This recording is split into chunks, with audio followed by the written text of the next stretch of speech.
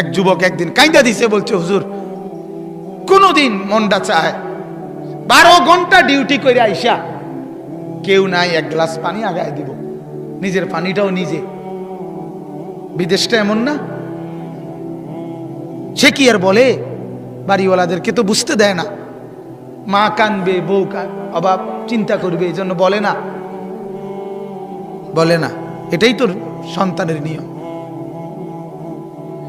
কিন্তু নিজে সীমাহীন কষ্ট করে বিদেশের জন্য।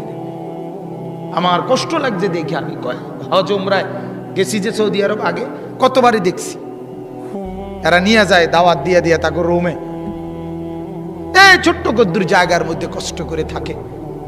এক যুবক নরসিংদীর আমারে বলছিল একদিন, হুজুর আজ 11 বছর বিদেশ, বাবার ঋণ দেনা এখনো শোধ করতে পারি নাই, বাদ যেতে পারি না, বাবার ঋণ এখনো শোধ হয় নাই হুজুর।